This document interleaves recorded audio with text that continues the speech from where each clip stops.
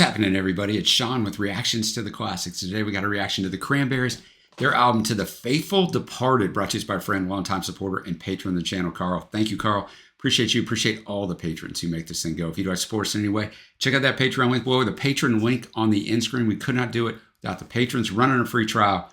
Go check it out. Well, this is the third studio album for the Cranberries, and we've done the first two. No need to argue, and everybody else is doing it, so why can't we? So we're going to move on in the catalog. I knew a couple songs from each of those albums. I don't think I know anything from this album. It was released in April of 1996. It was made in memory of Denny Cordell, who signed the band to Island Records, and Joe O'Riordan, vocalist Dolores O'Riordan's grandfather, who had both died that year. Reached number 1 in 4 countries and became the band's highest charting album in the US, where it peaked at number 4. Went to 2 in the UK. You know, we're coming off the massive zombie movement and all of that stuff. So I think that's why, you know, the next album after you hit really big is going to chart really high initially. And so I think that's where you get that. All lyrics are written by Dolores, and all music is written by her except for 4 of the songs where Neil Hogan is on there with her too. So she's kind of doing everything. We're going to listen to the 1996 US version. There's different versions of this. I mean, that's the versions on Spotify. So that seems to be the most popular one. So that is what we're going to listen to. If you never realized this before, the music won't be in the video, but it's going to be at the Vimeo link below. So click on that and follow along with us. Let's kick it off with the album opener, Hollywood. Fergal Lawler, who's their drummer, he said this about this song. He said, I suppose that when you're 17 or 18, you imagine being in a band and what it'd be like really being successful and all that. But in 96, he said this in 2002, he said in 96, it had been 6 years of nonstop touring, and then our time off was spent recording and writing, and then you're back out on the road again promoting it. We had no break or holiday really, just a couple of weeks here and there in the whole 6 years. I think we were all disillusioned by the whole thing because it wasn't what we expected it to be, and we weren't very happy. That's kind of where this song's coming from, the whole idea of Hollywood being this myth. And then when it came out in 1996 at a concert in Detroit, Dolores said before singing it, the grass always seems greener on the other side, but when you get there, you want to go back to where you came from. Maybe. All right. Pretty wise words. All the lyrics up as always. Thanks again, Carl. All right, Hollywood. It ended up being the 4th single too. I forgot to say that. It's fine, man. I went through it's a good song. It's not a great song. It did seem to lend a little bit vocalization with Zombie and the stronger, arrangement on it. But I mean, it's a good song. And we go to the second track, Salvation. It was the lead single, reached number 1 on the US Billboard Modern Rocks chart. Chart hit in Europe and Australia, peaking at 4 in Iceland, 6 in Italy, 7 in New Zealand, 8 in Australia and Ireland, and 13 in the UK, so all over the world. It talks about drug abuse and how one should refrain from falling into it. The directness of the song was regarded as bland and too preachy by the media and critics, but Dolores said it wasn't supposed to be an anti-drug song per se, but, quote, kind of anti the idea of becoming totally controlled by anything, any substance at all. She also added that she knew what it was like and that, quote, it wasn't a nice experience and it didn't get me anywhere. It just confused me more. She explained that the meaning behind the song was reality being reality. And unfortunately, no matter how much you go away, you come back and it's always here. Wise words. Salvation, just a quick little song there. Bass work and drumming were really on. I think I really liked Dolores' voice there. Just a quick impassioned song. You needed to feel it there. Not very long. It's only 2 minutes, 22 seconds. It felt longer than that. It's out of place on this album because the songs are not long, but longer than that. But I could see why that fits really well as a lead single because it gets in and out quickly, so it lends to more repeatability. It's a good song. Next up, we have When You're Gone, the 3rd single, 15 in Canada, 22 in the US. It's played at the end of Dolores' funeral and was also played by the majority of Irish radio stations at the same time during the funeral. She wrote it after her grandfather died. She said in an interview later on tour when I'd be on the road, I might think about my kids when I was singing it, or I might even think about my father who passed away. But, I mean, everything I said says about her grandfather. So when you're singing a song about loss, and then if you're going through bereavement, it can take on a new meaning, and you think about what you're going through at that particular time with that song. So I guess you just imagine other people as well passing away. Fantastic song. I'm pretty sure I knew it. I think I knew Salvation too, but I think I've heard this song before. And super enjoy it. Very well written. I think anybody can relate to it who's lost anyone or just the thought of losing anyone. But Dolores' vocal performance was next level. It was the star and it was supposed to be. It was showcased here. Next up, we got Free to Decide. The 2nd single, 2 in Canada, 3 in the UK, 22 in the US because it was with the last track in the US, so they were kind of together. Fergal said in November of 2022, that same interview I referenced during the first song, So that was basically just because we were starting to get a bit of backlash in the press. Not all of it, obviously, but you read the reviews and stuff. You start taking them personally. That's a song saying F you to the begrudgers. I'm entitled to my opinion. If you don't like it, fine. Don't listen to it. But don't make a personal attack on me just because you don't like what I'm saying. Dolores said when it came out in 96, that's what Free to Decide is about. I've been on tour for a year or so when I was filming 6. So we canceled a few gigs we had in Ireland. And I woke up one morning when the doorbell rang and there was a man standing at my door with a camera. And he said, "What? Leave." I was frightened. And then that evening, I was still feeling sick and really tired, but I went shopping. And the next morning, I woke up. It was a main story in the papers. She's too much of a rock star now to do her gig in Ireland. And she says she has a sore knee, yet I saw her running into the supermarket. So in that song, I was saying it's not worth me turning into a real bitch and losing everything spiritually because I work too hard. And if I want to take 3 weeks off, I'll take them. And to hell with everybody else. It's my life. So that pretty much gives you what this song's about. Let's do it. All right, Free to Decide. Fantastic song. Super enjoyed that one too. And, you know, I mean, it plays out. It's well written. It's not worth anything more than this at all. I live as I choose. I will not live at all. So return to where you come from. Return to where you dwell, because harassment's not my forte. But you do it very well. I'm free to decide. I'm free to decide. Verse 2, you must have nothing more to do with your time. There's a war in Russia and Sarajevo too. So just telling these reporters there's a lot more important stuff to do than mess with me. Next up, we have War Child. Dolores said, I love children, and I received a letter from Brian Eno, who asked me to design something for a war child fashion show that didn't happen. But I was moved by Bosnia, and that morning in my hotel, I wrote the song in about 10 minutes. Children suffer most of all, whether it's Bosnia or the bog side. It's sick. They're so vulnerable. So there's war there at the time. And Bosnia's going to pop up later on our last track. War Child, as you would expect, a very soft, melancholy song. The arrangement, Dolores' voice softer in there.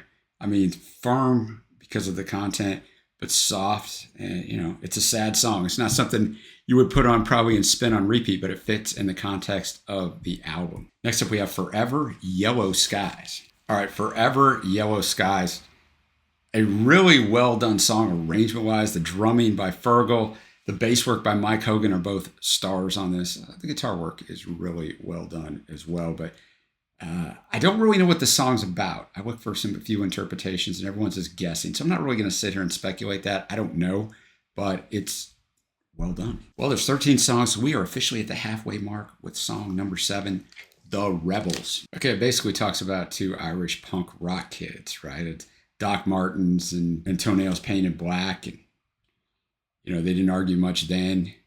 And she's not any different now. She doesn't fit in with them. And I mean, that's basically it. There's not a lot to the lyricism, but Dolores' the vocal delivery and the way she ramps it up and dials it. Like, that's what makes this song so great. It's a really good song. Now, by far the most interesting title of the song on this 13-track album, I Just Shot John Lennon.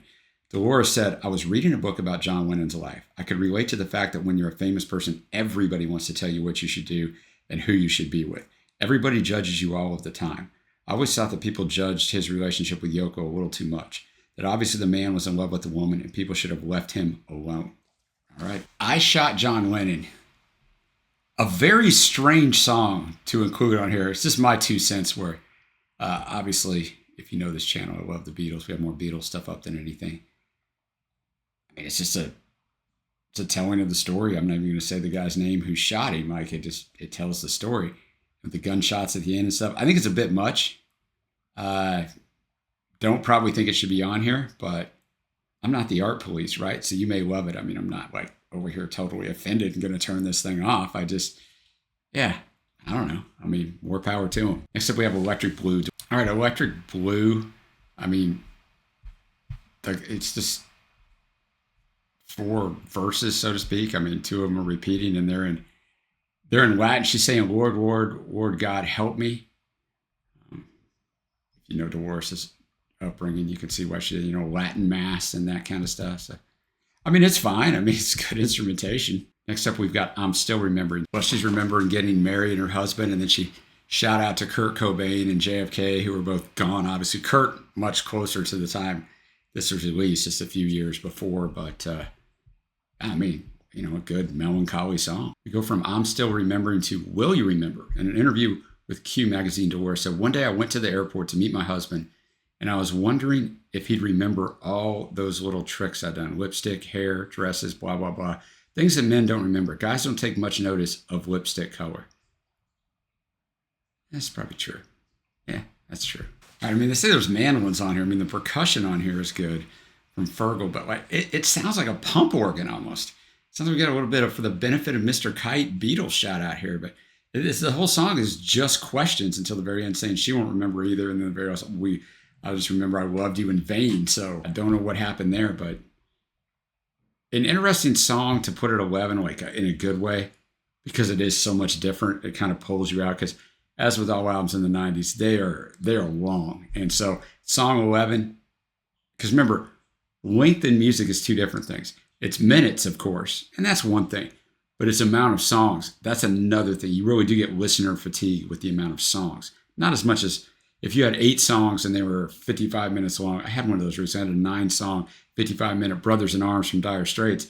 Like, you don't notice that they're long, but when you get into like 13 songs like this is a shorter album than Brothers in Arms. It's just different. So it's a good change up here. Next up, we have Joe. Dolores tributed the song to her grandfather before performing in concert. She said, "It's a song I wrote about my grandfather who died 4 years ago. His name was Joe, and this song is called Joe." Seems pretty simple. All right, Joe. It's a tribute to her grandfather, very well written. Mandolin from Neil Hogan and Dolores on here, giving a nice texture to it. You know, a very well written song to somebody that she loved, with the memories from her childhood. All right, we're going to finish this off with Bosnia. Of course, it's linked to War Child, which she had early on. Bosnia was using children to fight their wars for them. Dolores has mentioned that she hates to see children suffer. As she said this, "I'm more in the humanitarian aspect. I don't care who wins or who rules, but if I see children suffering, it bums me out." So let's finish this thing off. All right, Bosnia, a well done song. All kinds of stuff on this arrangement wise. Finishing it out with the lullaby. You know, she's railing against them using kids, which she should be. You know, the Sarajevo. It's a good song. It's a good song. It's well done. Now we'll get to my favorite tracks. Honorable mention: Forever Yellow Skies, and faves: Salvation, When You're Gone, and Free to Decide. Now we'll get to my overall score. Like I said, I've done the first 2 albums. When you react first time to an album like this, it's difficult sometimes to assign a score. And I'll tell you why, because, you know, not all these songs are written for replayability. A lot of these songs are statements about a cause, you know, a political issue. And I have no issue with that. You know, sometimes I'll hear people, you know, musicians or actors, whoever, they should just keep to making music. Well, dude, whatever you do for a living, if you're a teacher or a plumber or a CEO of a company, do you just do that and not comment on politics? Like, it's an insane thing. So I don't have any issue with them doing it at all. And she's such a good writer. I just, you know, those songs are good for what they are. And so you got to kind of try to contrast that with the more replayability songs, like the songs I mentioned is my fave. So it's a good album. It's not a great album. The first 2 albums were very good albums and really almost on par with each other. This one, not as good, but still good. I'll always be up for listening to Dolores stuff I haven't heard. So I'm going to give this a 7.5 out of 10. Let me know what you think of this down below. Where do you rank it in their first 3 albums? Because that's all I've heard and that's all I do. Thank you so much to Carl again for bringing this one. If you haven't already, give it a thumbs up, hit the subscribe button, and just type the Cranberries up above and you can watch those other 2 reactions that I did. And until next time, guys, I will see ya.